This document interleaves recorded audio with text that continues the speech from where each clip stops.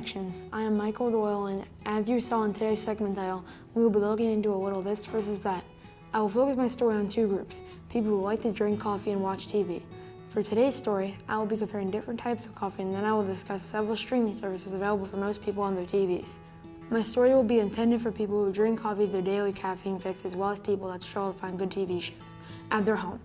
This informational segment is to help you decide on the best drink to have and to assist you in deciding what streaming service is right for you. I will list the pros and cons of each item. Enough brewing around, let's get into it. Let's start with hot coffee versus iced coffee. Hot coffee is the worst natural flavor, but can be more enjoyable when you have flavor like creamers or milk and sugar. Iced coffee is a better natural flavor, but doesn't change that much, no matter what you add. Iced coffee uses ice cubes to make it cold, and when the cubes melt, the water mixed with the coffee makes it taste worse. One negative about hot coffee is that you have to wait for it to cool down first before drinking it, as you could burn your mouth. Iced coffee does not have this issue. However, you'll need to drink it quickly, as if you wait too long, then the ice melts and the coffee will taste worse. Now let's start with my personal opinion. As a professional coffee drinker, let me tell you which is better. I think my choice would be a nice cup of hot coffee. I take my coffee with sugar and milk in it. In my opinion, hot coffee is definitely the winner. Now let's see what the public thinks about hot coffee versus iced coffee. Hi, Mr. Orsina. Do you drink coffee? If so, which do you like more, iced coffee or hot coffee? Hi, Michael. That's a great question. I'm a hot coffee person. I like having my coffee with 25 sugars, a little bit of milk, and maybe 5-6 times a day I'll have a cup of coffee.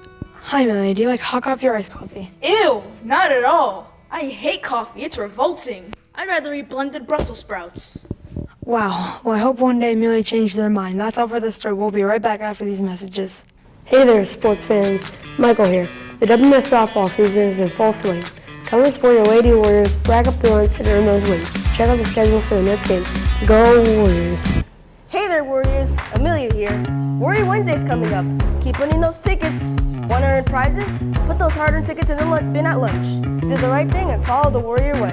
Welcome back. Now that you have your favorite coffee, you need something to watch TV on. Well, there are two popular streaming platforms that can solve your issue, Netflix and Disney+. Let's start with Netflix. If you choose Netflix, then you will be guaranteed no ads, which is good because you don't want a 2-minute ad interrupting you while you're just trying to watch your favorite show. You will also have access to millions of shows and movies from all sorts of genres, so it's very likely that you will find something you want to watch.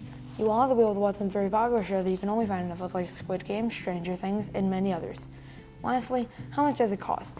Well, there are multiple plans with different prices. Netflix can cost you from $8 to $25 per month, depending on if you want extra features and no ads.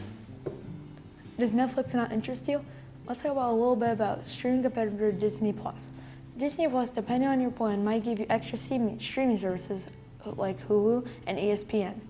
Disney Plus allows you to access shows and movies from studios like Marvel, Disney, Pixar, and Star Wars. If the Avengers are your thing and you like superhero stories, Disney Plus could be a good option. If you also like Star Wars, try The Mandalorian and his adventures with Grogu, aka Baby Yoda. So how much does Disney Plus cost compared to Netflix?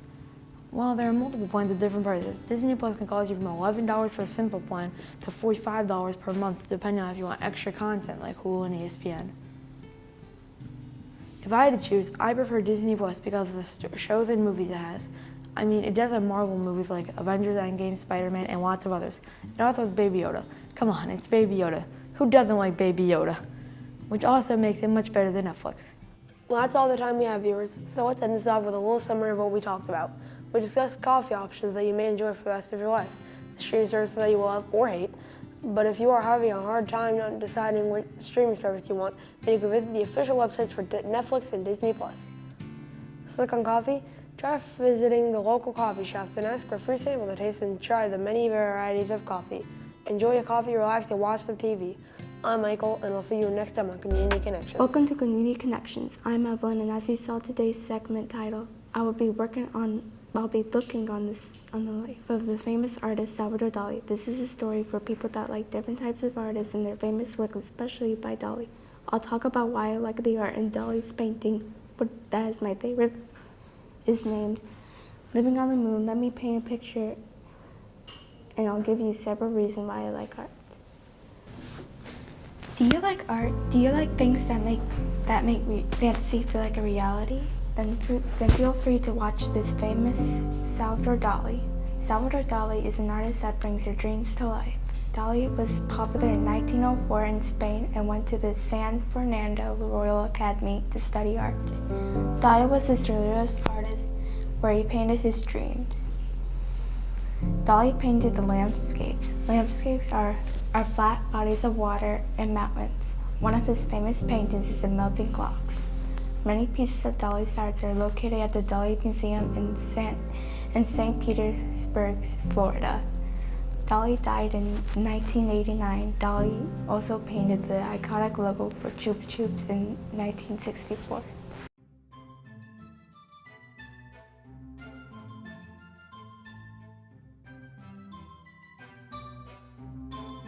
Do you like chocolate? Are you in the mood for a sugary snack? Yeah, candy sales are every Friday during lunches. Bring $1 and get some candy.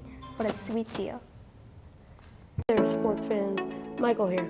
The WMS softball season is in full swing. Come and support your Lady Warriors, rack up the runs, and earn those wins. Check out the schedule for the next game. Go Warriors! Surrealist art can be best described as the realistic elements combined with landscapes. Surrealist art paint can be seen in your dreams. The surrealist painting movement reached a height in 1950s. Dali's Living on the Moon is very colored with blue and greens. There are little people living on the moon. Dali's famous painting is Persistence of Memory, painted in 1944. It's famous for our droopy faces. I hope the artists out there enjoy this story about Dali. I'm sure people would think about Dali's paintings are amazing and odd. When I first saw Dali painting, I thought it was pretty cool and was different from other art I've seen. Dali's painting inspired me to be more creative with my art. If you're interested in learning more about Dali and surrealism, check out the internet. Go to the library or even visit his museum in St. Petersburg, Florida. I'm Evelyn, and I will see you in the next episode. Welcome to Community Connections. I am Blake, and as you saw today's segment title, we will be ranking the top basketball prospects. These players are high school students that play basketball and that will most likely make it to the NBA. These current players are good enough to be drafted into the NBA and be a professional player. This story will focus on their careers from high school to college. This is an informal news story, hoping to show viewers interested in basketball what it takes to make the NBA. These players practice, have talent, and have a good education, and are good role models. Let's get started. When you watch his highlights, he is dunking a lot or laying it up. He averages 21 points per game for Notre Dame, 9.7 points per game for the 2025 USA U19 team, and he also averaged 25.5 points per game in the EYBL, and also averages 12 rebounds and 4.8 assists per game. If I was to rate this player, I would give him a 5 out of 5. Number 2, Jordan Smith. Jordan Smith is a 6'2" guard/forward at Paul IV Catholic High School in Channelty, Virginia. He is highly ranked in the recruit class. He averages 19 points per game for EYBL and 7 rebounds. If I was to rate him, I would rank him 4 out of 5 stars. Number 3, Brandon McCoy. Brandon McCoy is a 6'5" guard that goes to Sierra Canyon. Brandon McCoy's best qualities are exceptional athleticism, quick twitch explosiveness, and vertically on defense. In his 2024 and 2025 high school season, he averaged 16.8 points per game, 3.5 assists per game, 6.1 rebounds per game, and 3.8 steals per game.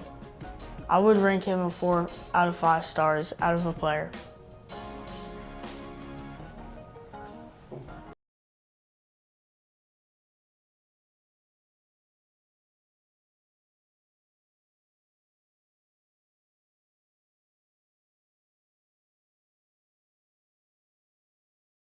Sports fans, Blake here. The WMS baseball season is full swing. Come and support your Warriors as they get runs and earn those wins. Check out the schedule for the next game. Calling all Warrior basketball players. Tryouts for the upcoming season will be here before you know it. Brush up on your skills, keep your grades up, and try out for this year's basketball team. Remember, don't play basketball with pigs. They always hog the ball.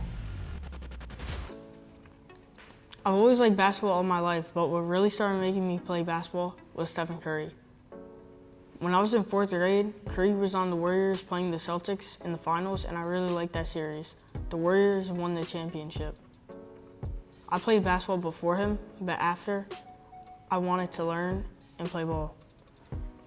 After that, in 5th grade, I played on Woodbridge Rec League. I wasn't the best, but I was scoring points. After that, I played in 7th, and I did a lot better. I've had a couple of highlights, but my best game was probably when I scored 22 points. You can become a really good player by just putting your mind into it and practicing. And if you want to be really good, get a trainer, but you don't need one. A gym membership so you can always have a court just to practice every night. Let's see what a WMS student, Levi, has to say about basketball. Hi, Levi. What makes an average basketball player different from one of the top prospects? They have great skills and can handle playing under pressure. They make the right moves, know how to pass, and aren't hogs. They are good teammates. As you can see, it takes a special person to become a top basketball prospect. Check out these prospects' social media pages to learn more about their basketball life. Interested in becoming a prospect yourself? Join a basketball team, sign up for the skills camp, get a sports tutor, keep practicing, and never give up. I'm Blake, and I will see you in the next episode of Community Connection.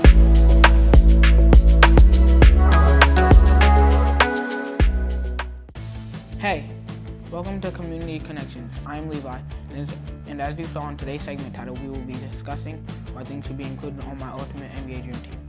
I'll be picking current NBA players that I want to be on my dream team, a team that will consist of the best players running. I'll discuss the reasons why these players are the ideal dream team players. I will talk about stats, including how good they can score. I like basketball, I play basketball, and I look up to the players on my list as role models. I'll tell you my dream team by position and the reason why I picked them. Let's get started. Shai Gilgeous-Alexander is the first player on my dream team. He is 6'6", he went to the University of Kentucky and plays point guard. He's really good at driving to the paint and drawing the foul. His stats are really good, but I picked him because he averaged 32.7 points. He donated to 6 Kids Foundation. Anthony Edwards is 6'4". He went to the University of Georgia and plays shooting guard. He's a great finisher and one of the best dunkers right now. I picked him because he averaged 26.6 points and 4.5 assists. He has his own charity called Don't Follow the Wave. It helps underprivileged youth. Jason Tatum is 6'8". He went to Duke and plays small forward. He's a good shooter. I picked him because he averaged 26.8 points and 6 assists. He has his own charity named the Jason Tatum Foundation. Kevin Durant is 6'11". He went to the University of Texas in Austin and plays power forward. He's an amazing scorer. He averaged 26.6 points and has a charity named Durant Family Foundation. Nikola Jokic, he is 6'11". He is from Serbia, playing on Serbian teams and plays center. He's really good at scoring and passing. He averaged 29.6 points and 10.2 assists. He then donated to his hometown hospital in Sombor, Serbia.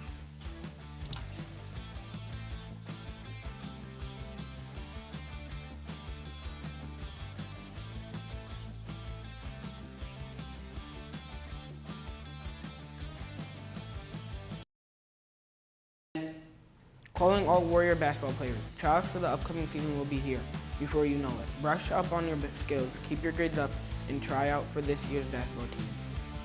Remember, don't play basketball with pigs. They always hog the ball. The WMS softball season is in full swing. Come and support your Lady Warriors, rack up the runs, and earn those wins. Check out the schedule for the next game. Go Warriors! Now that I've talked about my starting dream team lineup, I will now discuss my top bench players for the dream team. Cade Cunningham is the first player on my bench. He is 6'6". He went to Oklahoma State Cowboys and plays point guard. He's good at scoring. I picked him because he averaged 26.1 points and 9.1 assists. He has his own charity named Cade's Care Closet. Donovan Mitchell, he is 6'3". He went to the University of Louisville and plays shooting guard. He's good at deep shooting. He averaged 24 points. He has his own charity named Spider Care. Jalen Williams, he is 6'5". He went to Santa Clara University. He plays small forward. He is good at defending. He averaged 21.6 points, and he donated to Goodwill Central, Oklahoma. Giannis Antetokounmpo, he is 6'11". He plays power forward. He's good at finishing and defending. He averaged 30.4 points and 11.9 rebounds. He has his own charity named Charles Antetokounmpo Family Foundation. Karl Anthony Towns, he's 7 foot. He plays center. He went to the University of Kentucky. He's a good shooter. He averaged 24.4 points and 12.8 rebounds. He has his own charity named Cat Team Foundation. This is my list of the top 10 Dream Team basketball players. I hope this would benefit people who watch basketball or are always wondering who the best players are at each position with the help of stats like points, assists, and rebounds. I hope you got an idea who the best players are. You can gain more information about these people by going to their social media pages, and some of these players have been on different podcasts. The main lesson is to be on a dream team. You have to be able to be better skilled than everyone else. I'm Levi, and I'll see you on the next Community Connection.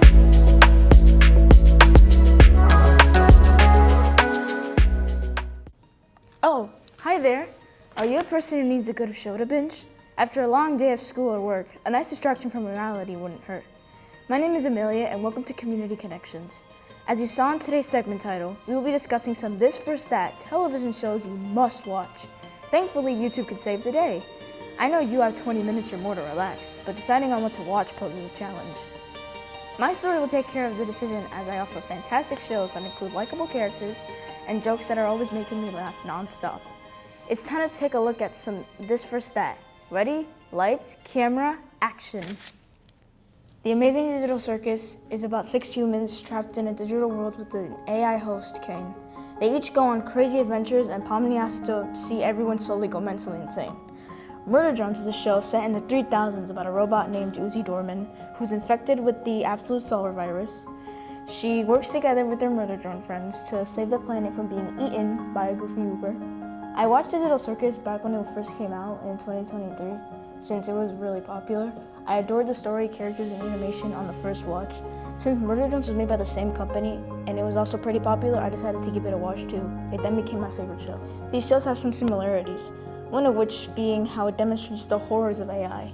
Sin, another drone infected by the Absolute Solar Virus, literally blows up Earth and the core of the exoplanet Copper-9, pretty much making humans go extinct. And Kane is responsible for unintentionally torturing the characters with realistic, sometimes terrifying adventures. The characters in both shows are also really likable. However, Murder Drones focus more on its lore more than its characters, unlike Digital Circus. Although the lore is interesting and extremely creative, there are times where the plot is confusing or too quick to process what's happening. A lot of characters in this show either barely have any screen time or just have wasted potential, Jay and Dull being the most infamous examples. With The Amazing Digital Circus, every episode primarily focuses on building the characters and making them come to life, which is why I love this show so much. It also demonstrates the struggle of verbal abuse, identity crises, losing a loved one, and so many other issues realistically. In terms of characters, N and Ragatha are probably my favorites, and the ones I can relate to the most. They're both so optimistic to the point of it being unhealthy. They're kind and very much traumatized. N was lobotomized alive by Sin, giving him PTSD as a result, and Ragatha got gaslighted and berated by her mother. Back then, when I first watched these shows, I was toxically positive too, so these characters really earn my love and respect. Wow, that was a lot. Now let's take a quick break, and we'll be right back after these words. Hey Warriors, Amelia here. Warrior Wednesday's coming up. Keep earning those tickets. Want to earn prizes? Put those hard-earned tickets in the bin at lunch. Do the right thing and follow the Warrior way. Oh, hello. Welcome back to the show. We have 2 final shows to look at, and don't worry because all of these 2 shows are appropriate for all audiences. These 2 shows are My Little Pony Friendship is Magic and Gravity Falls. My Little Pony, FIM, is a show about 6 ponies living in the amazing country of Equestria.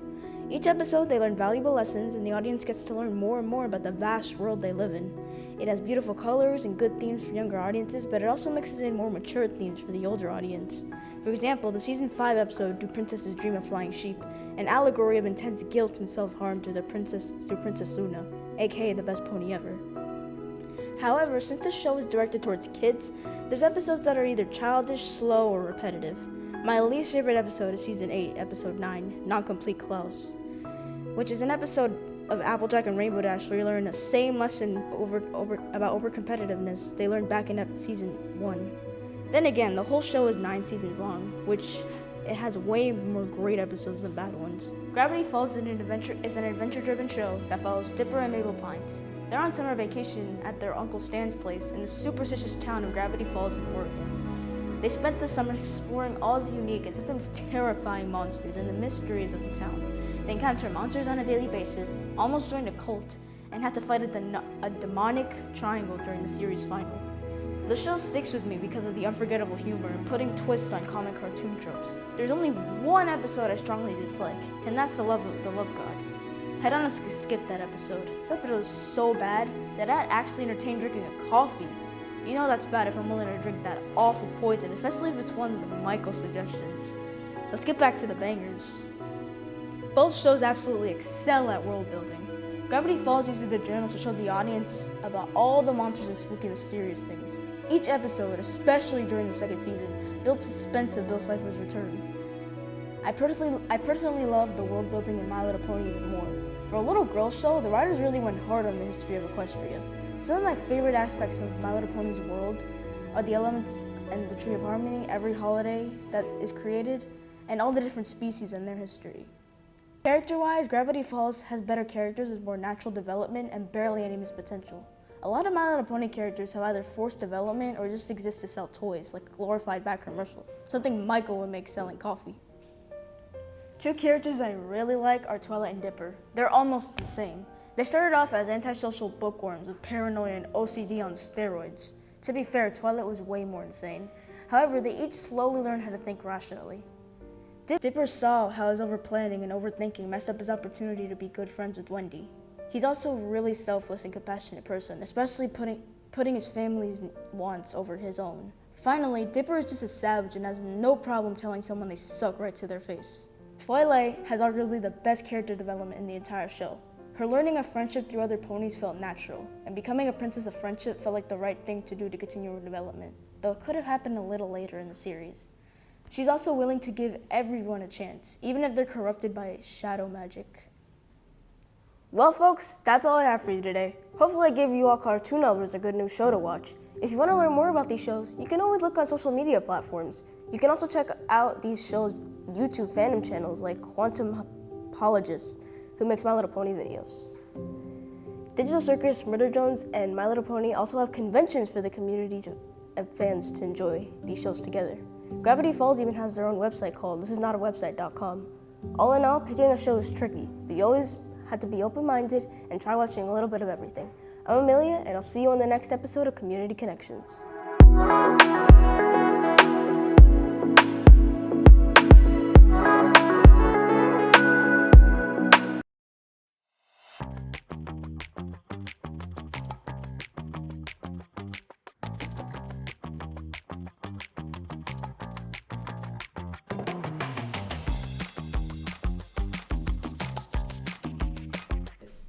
Welcome to Community Connections. I am Ella, and as you saw in today's segment title, I will be looking into stop motion animation. Stop motion is a freeze-framing objects, clay, puppets, and people, making an illusion of movement. This is used in films such as Boctorals and Coraline. Stop motion animation is a type of art, and since I like art and stop motion animation films, I thought it would be a good story to tell. If you like animated movies, art, and process of making behind-scenes filmmaking, then this story is for you. Let's get started in lights, camera, action. Hi, Evelyn here, and did you know that stop motion is different from traditional animation? Traditional animation is an example of optical illusion with different layers of pictures put on top of one another. Stop motion uses camera that shoots one frame at a time, whereas movie camera shoots continuously without stopping. In traditional animation, artists use cells to help animators save time by creating backgrounds, thus artists can solely focus on the story, whereas stop motion uses a 4-step process. Step 1, an artist draws or makes a character. Step 2, use a special camera that takes one photo at a time. Step 3, artists move the character slightly for each shot. Step 4. Retake a photo and combine the shots to make the illusion of movement. Hey ghouls and goblins, Evelyn here, and here is Amelia.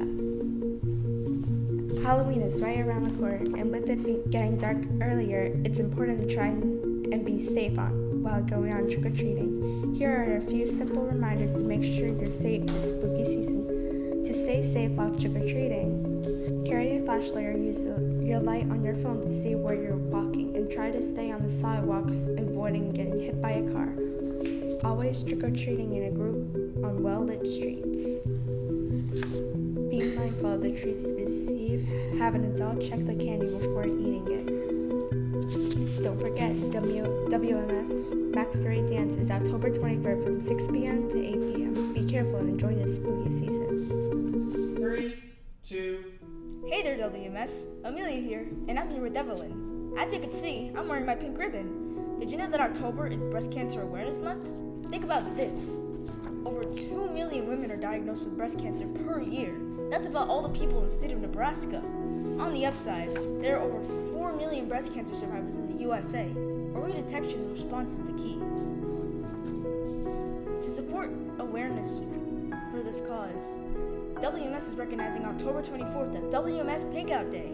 Dress in pink clothes, wear your pink out shirts, and support Breast Cancer Awareness Day on October 24th. Shirts are still available for $12 while supplies last. Would you like to make stop-motion animation one day? Would I like to make stop animation one day? I think I would. I think it would be pretty neat, but I don't think I have the patience for it. I think, well, if you ever see me draw and make figures, they don't look good. But I think I just don't have the patience to do one little picture at a time. I need to be fast. I need it to be quick for me. So I'll try it, but I don't think I'm gonna like it. Why do you like or dislike stop-motion animation? I think it's really neat how they make it. I think it's really exciting, and how people can take a little figurine and make the little faces and take one picture and create this whole movie. One of my favorite movies I have is stop motion animation, and I really like it. What is your favorite or least favorite movie? My favorite movie, now don't laugh at me, my favorite movie is Rudolph the Red-Nosed Reindeer. It was made in like the 1960s. It's really bad. It's not a good movie. But it's all stop motion, and you can see the little characters moving like this. The camera work was not very good, but it's a good holiday movie I like. Let's take a quick commercial break and we'll be back in 60 seconds. Welcome back, animators. Movies like Boxtrolls and Coraline are stop-motion animation. I like these because of the animation is creative and the plot is good. People who like art and the creative writing would enjoy these movies. Normal animation is either painted or animated in computers, whereas stop-motion is made of clay and other objects. It is challenging for animations to create realistic dialogue between characters in stop-motion animation films because you have to mold it and make facial movements as realistic as possible. It would take a long time because you have to make the facial expression shot by shot. Welcome back to Community Connections. As we can discuss a lot about stop motion. I feel there aren't as many stop motion films and live action movies being made today because stop motion is harder than live action films. The two most important things I learned about stop motion or animation in general is how much patience it takes to make the stop motion and how many faces you have to make it to be realistic. A bit of advice I'll give to someone interested in the animation field is always be creative.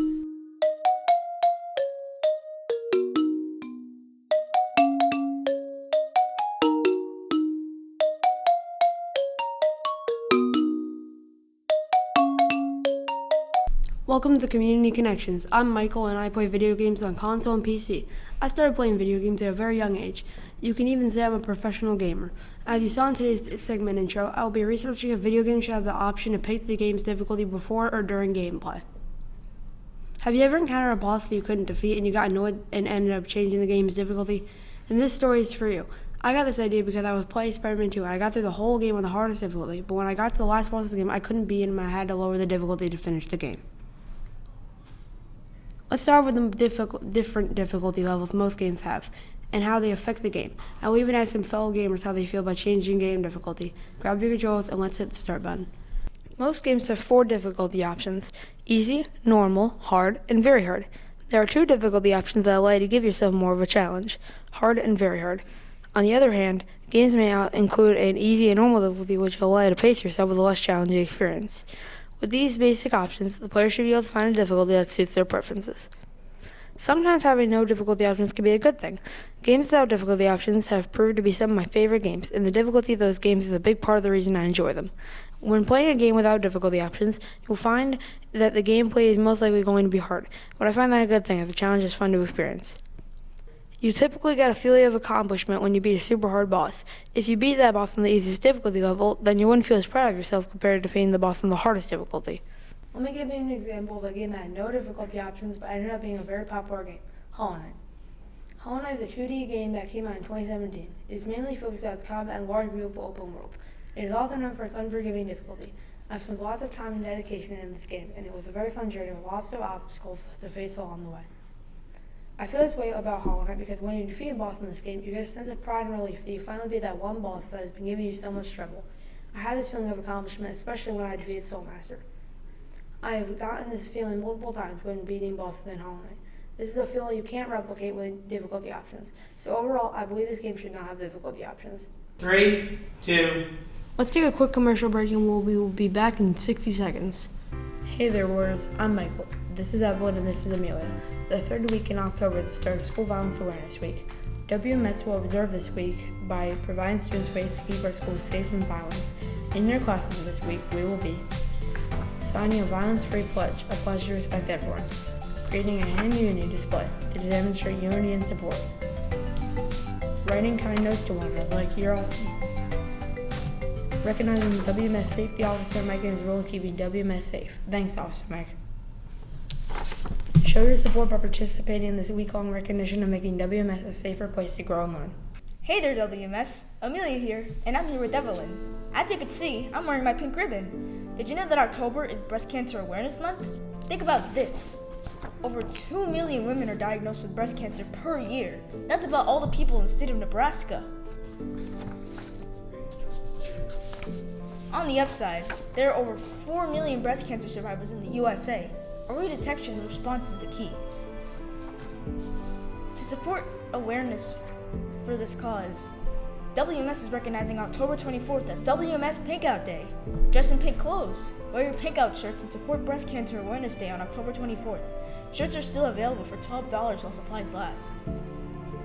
Welcome back. Earlier we discussed my viewpoint and difficulty levels while playing Hollow Knight. Now let's dive deeper into the different characteristics between each difficulty level. I use Doom Eternal as an example. The difficulties in Doom Eternal are I'm going to list them from easiest to hardest. I'm too young to die. Enemies do less damage, you can sustain lots of damage before you die, and enemies aren't as aggressive and are lacking tactical skills. Hermie Plenty. Enemies do decent amounts of damage to you. There's a possibility you may die a bit quicker. The enemies have an average tactical IQ with moderate aggression.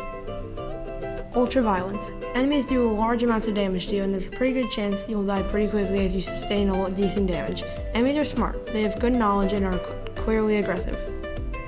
Nightmare. Enemies do insane amounts of damage to you. You will die after 2 hits or less. The enemies have a PhD and degree in MIT in tactical warfare and are programmed to traumatize you. Now that you have an idea about the different difficulty levels, let's ask some fellow gamers what their thoughts are about gaming difficulty levels and overall thoughts about gameplay.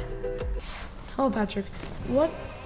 If someone complains about something being too hard in a game, do they have a skill issue? Yeah, 100%. Why do you think so? Because skill. If they don't got skill, not my problem.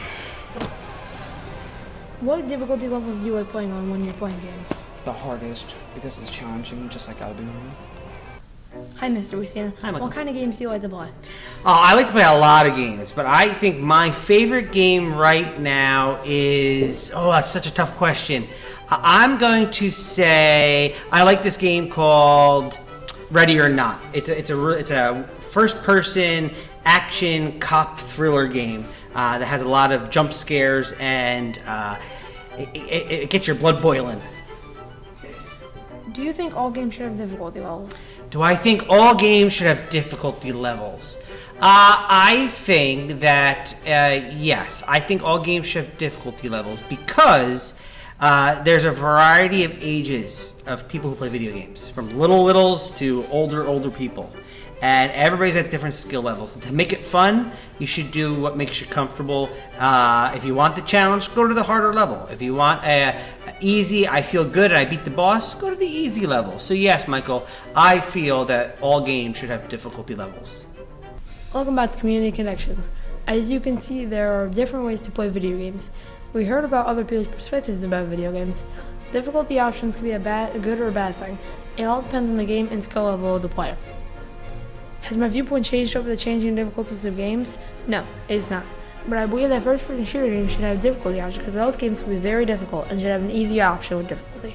On the other hand, I think that 2D games should not have difficulty options because those games are likely going to be more difficult and they require a level of skill. That makes beating the game much more rewarding.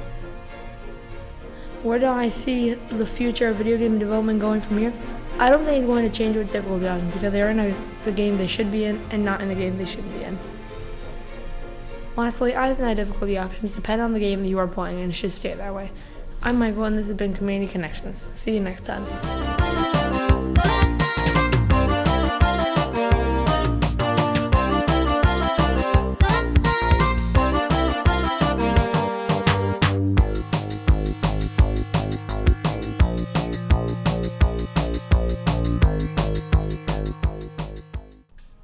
Hi, I'm Levi, and I'm going to start off by telling you a little about the game that I play on Roblox, which are basketball stars, 3, soft box, and swim games, to name some.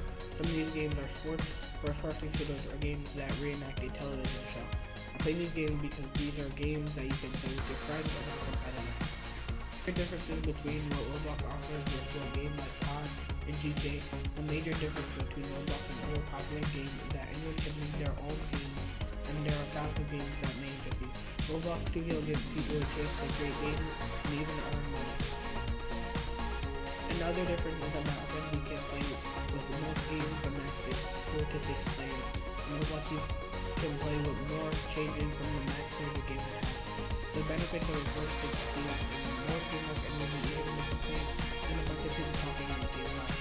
The benefit of having more than 20 people out there on the game is you can play with more friends, you can make teams for your friends and can do it.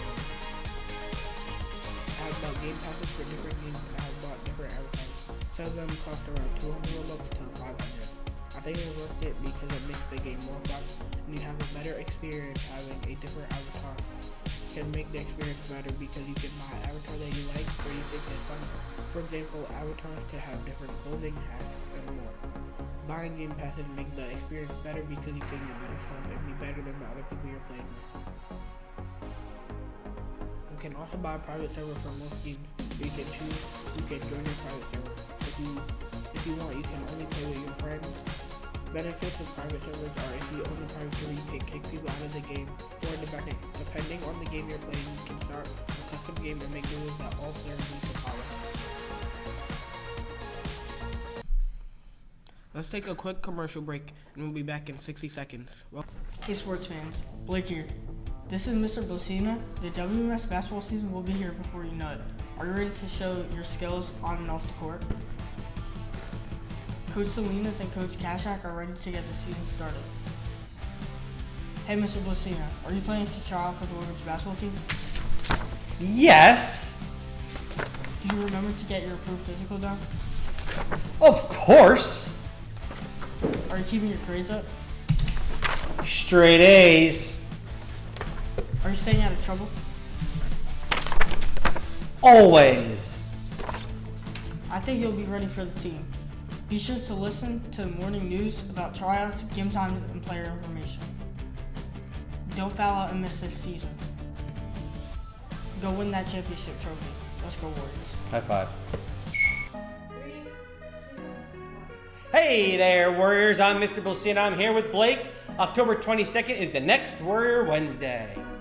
Hey, Blake, are you putting in all your effort in classes? Yes. Are you showing respect to each other and yourself? Hold it up. Of course. Have you noticed you've been earning better grades lately? I did. Are you trying to make WMS a safer place to be? always. You deserve a Warrior ticket.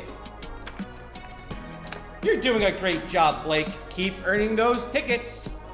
Attention Woodbridge Warriors, be sure to demonstrate the Warrior way to keep earning those tickets. Make sure you put those tickets in the bucket at lunch for a chance to win prizes. Remember, you gotta be in it to win it. Go Warriors!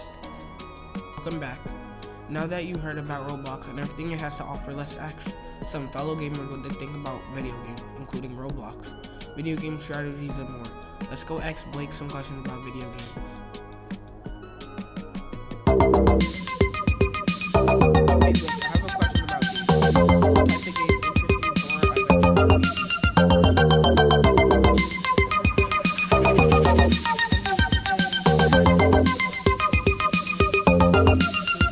Do you like multiplayer games?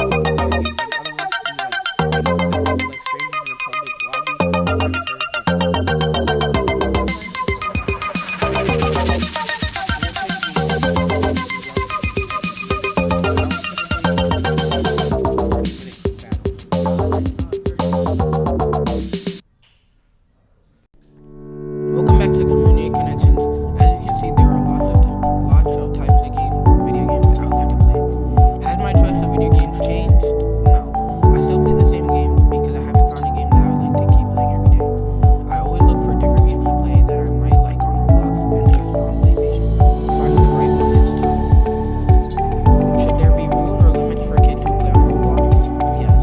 I think there should be limits because there's some games that are 14 plus. Some of the content may be inappropriate. My final thoughts on video games. I think video games are a way to fun. I'm Levi, and thank you for watching. See you on the next episode.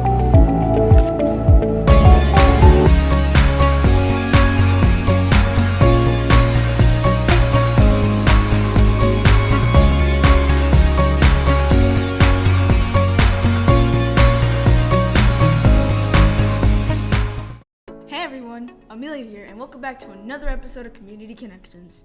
Do you celebrate holidays or do anything unique for a special occasion? If so, what special traditions do you do? Do you eat certain type of food? Do you play a certain game on a holiday? Whatever it may be, celebrations and holidays are what shape cultures. They can be celebrated because of religion, ancestry, or in honor of someone influential. A lot of people can also celebrate the same holiday, but way differently. It's time to look at the many holidays people in the community celebrate. In this segment, I'll include celebrations of my family, as well as interviewing street folk like Michael, great, and Mr. B. Sit back, grab your favorite holiday snack, and let's analyze celebrations around the community. In my family, we celebrate Christmas, Easter, Thanksgiving, and Halloween. We have our own cherished traditions. During Christmas, me and my parents first open presents under the tree, go to church, and always go to my uncle's house, where the entirety of my dad's side come together and eat, exchange gifts, and hang out. My aunt would always make the best lasagna and mac and cheese. Having a larger family really rocks, since there's always a lot of food and presents. Not to mention, I have a lot of cousins to chill with. When Easter comes, we do things very similarly. I leave for church early in the morning and have my cousins and some of my parents' friends over. The adults and I would set up an Easter egg hunt for the kids. We hunt outside and offer some help to find the eggs. In the eggs, we put candy and some coins inside. However, there's always one egg, which is hard to find, with $5 inside. Next, we'd order food and always eat some cannolis for dessert. Every year during Thanksgiving, my family would go to my other uncle's house to eat till we dropped dead. My go-to foods for Thanksgiving are turkey, rice, mashed potatoes, and mac and cheese. After dinner, I hang out with my cousins and then fall into a food coma. Every year, we would always have the little croissants that are in the cans. They always tasted heavenly. Finally, during the spooky day of the year, Halloween, I dress up, eat all my chocolate. I love me some good old Hershey bars, and trick or treat with my best friend. Probably my best costume was in 6th grade when I dressed up as a haunted doll. But I think the costume I'm wearing this year will be fire. I'm dressing up as Sin from Murder Jones. Easter egg alert. On the next block, there's this house that hosts a fun house every year. It seems to always make my bones jump. And action. Holidays are celebrated for many different reasons. The reasons may vary from person to person. Christmas and Easter are celebrated because of Catholic religion. Christmas commemorates the day Jesus Christ was born, while Easter honors how Jesus came back from the dead. They're very important holidays in my culture. Thanksgiving is celebrated by many in order to remember the pilgrims, but I'm gonna be honest, I only care about the food. Halloween is a combination of ancient traditions and fun. And don't forget the candy. Who doesn't like candy? Hey there, WMS. Amelia here, and I'm here with Evelyn. As you can see, I'm wearing my pink ribbon. Did you know that October is Breast Cancer Awareness Month? Think about this. Over 2 million women are diagnosed with breast cancer per year. That's about all the people in the state of Nebraska. On the upside, there are over 4 million breast cancer survivors in the USA. Early detection and response is the key. To support awareness for this cause, WMS is recognizing October 24th as WMS Pink Out Day. Dress in pink clothes, wear your pink out shirts, and support Breast Cancer Awareness Day on October 24th. Shirts are still available for $12 while supplies last. Hey ghouls and goblins, Evelyn here, and here is Amelia. Halloween is right around the corner, and with it getting dark earlier, it's important to try and be safe while going on trick-or-treating. Here are a few simple reminders to make sure you're safe this spooky season. To stay safe while trick-or-treating, carry a flashlight or use your light on your phone to see where you're walking, and try to stay on the sidewalks, avoiding getting hit by a car. Always trick-or-treating in a group on well-lit streets. Be mindful of the treats you receive. Have an adult check the candy before eating it. Don't forget, WMS Max 3 Dance is October 23rd from 6 p.m. to 8 p.m. Be careful and enjoy this spooky season. Welcome back to the show, everyone. I've been rambling about all my traditions. However, this is Community Connections. So let's take a look at what the community celebrates. We're up to questions. Let's start with Old Man Messina. I think he's been around long enough to have celebrated a few holidays. Now I'm with the local coffee shop owner and video game guru, Michael. Let's see what kinds of traditions and holidays Michael follows. Hi, Mr. Messina. Which holiday or celebration is your favorite, and what makes it so special? There are so many holidays to choose from. Let me think. I like St. Patrick's Day. I love Groundhog Day, the little groundhog guys. But I think my favorite is Christmas Eve. And I think it's Christmas Eve because I used to do, when I was younger, a lot of different types of celebrations. We used to have different types of food, different activities. It was interesting. Cool. Do you do anything that's considered out of the ordinary to most people? Oh, yes, out of the order. Let me tell you this. So for Christmas Eve, we did two things. One was called the Feast of the Fishes. And we would eat 7 different types of fishes for Christmas Eve. It's a Bible thing. But the better thing when we were kids was that we used to have a tree. Well, you know, the holiday tree. Yeah. But it was made out of, they're like little balls of like sugar and honey.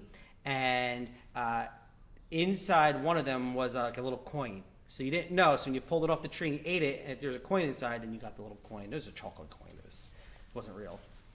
Finally, do you eat any nice desserts? Besides the Christmas tree with the honey and all, I love, now this isn't for Christmas but it's for my 4th favorite holiday, which is Flag Day in June. And Flag Day, we eat hamburgers and hot dogs for that. And now, even though it's not a dessert, we have like a barbecue. Maybe have some cookies then, or some a milkshake or something like that. Actually. Out of all holidays, Michael, that you celebrate, which one's your favorite and what do you do? My favorite's Christmas because you get the presents and you get to spend time with your family. And most of the time because it snows, and I really like messing around with the snow and stuff. And also it does look nice outside when it's snowing.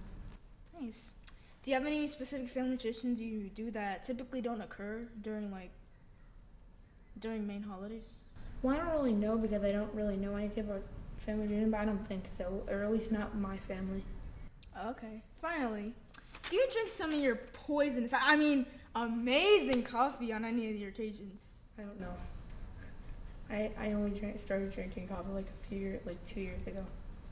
So I don't really, probably. No wonder why it tastes so bad. Oh no. Yo, what happened to the outburst? Where's your outburst, bro? We can add that in. Well, that concludes today's episode. I learned a lot of unique and fun traditions, like Mr. Messina's honey hunt for the chocolate coin. Maybe I'll start a cookie hunt during Christmas for the kids. And remember, just because you don't find a tradition appealing, you never judge what could be very sacred and important to other people. All in all, holidays are beautiful and gorgeously diverse. Keep celebrating and keep learning. I'm Amelia, and this is Community Connections. And that's a wrap.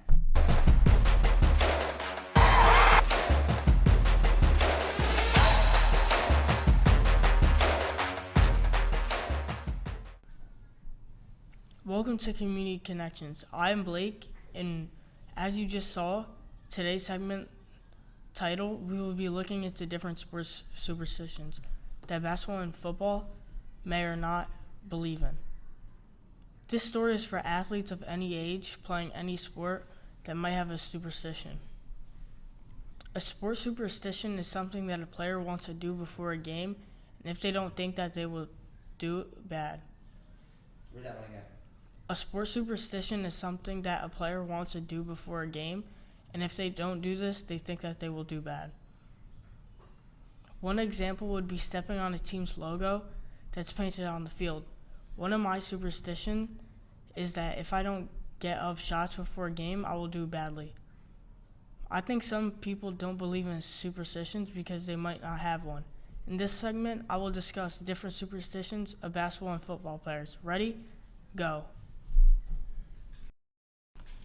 As I mentioned before, sports superstitions are a certain belief of practice that if done or not done by an athlete, it will lead up to negative or positive performance in the game. Professional athletes often use superstitions and pregame rituals to gain sense of control in high pressure situations like playing in a tournament or in a game. Many people believe that superstitions are psychological. That means the thought of doing good or bad in your head. It is your brain telling you that you may mess up if you don't follow a superstition. 2 NFL player superstitions. George Kittle, San Francisco 49ers, tight end.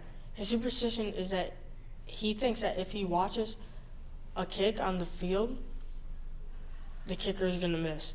Josh Allen, Buffalo Bills, quarterback. He throws up before every game to release his nerves. 2 NBA players superstitions. LeBron James, small forward. He throws up chalk in the air before a tip-off game to prepare. Michael Jordan, Bulls, shooting guard. He would always wear his North Carolina shorts under his shorts when he played for the Bulls. That's it. 3, 2. Let's take a quick commercial break, and we will be back in 60 seconds. Hey sports fans, Blake here. This is Mr. Blasina. The WMS basketball season will be here before you know it. Are you ready to show your skills on and off the court? Coach Salinas and Coach Kashak are ready to get the season started. Hey Mr. Blasina, are you planning to try out for the women's basketball team? Yes. Do you remember to get your approved physical done? Of course. Are you keeping your grades up? Straight A's. Are you staying out of trouble? Always. I think you'll be ready for the team. Be sure to listen to the morning news about tryouts, game time, and player information. Don't foul out and miss this season. Go win that championship trophy. Let's go Warriors. High five. 3, 2, 1. Hey there, Warriors. I'm Mr. Blasina. I'm here with Blake. October 22nd is the next Warrior Wednesday. Hey, Blake, are you putting in all your effort in classes? Yes. Are you showing respect to each other and yourself? Hold up. Of course. Have you noticed you've been earning better grades lately? I did. Are you trying to make WMS a safer place to be? Always. You deserve a Warrior ticket. You're doing a great job, Blake. Keep earning those tickets. Attention Woodbridge Warriors, be sure to demonstrate the Warrior way to keep earning those tickets. Make sure you put those tickets in the bucket at lunch for a chance to win prizes. Remember, you gotta be in it to win it. Go Warriors! Welcome back, sports fans. Sports superstitions come in a variety of ways depending on the person and sports. Now let's reach out to the community and find some sports fans to see what their feelings are about sports superstitions. So, let's get 3, 2. Levi, do you have a basketball superstition? If you do, what is it? I have to take 5 mid-range shots before a game. What would happen if you didn't take all the shots? I'd feel like I wouldn't do good during the game. Mr. Bocina, what superstition do you believe in and where did it come from? All right, so I am a professional ping pong player. All right, you know ping pong, table tennis, yeah. So my superstition is that I have to take my ping pong paddle and my ping pong ball, and I have to bounce it up and down 10 times without it falling. Before any time I play ping pong. Why do you think someone may disbelieve in that sports superstition? I think it's all in your head, right? So I think that if you don't really believe that if I miss that ping pong ball, is that really going to make me lose a game? No, I don't think so. It's skill. It's how much I practice. It's how much I want to win. I think superstitions are up in your head, but if it gets in your head and it overtakes, superstitions can be pretty motivating or discouraging. That's correct. Welcome back. As we were talking about athletes and their superstitions, I learned that some people don't have one, and some people do. It all depends on the type of person. My thoughts have not changed about sports superstitions, and I still believe in mine.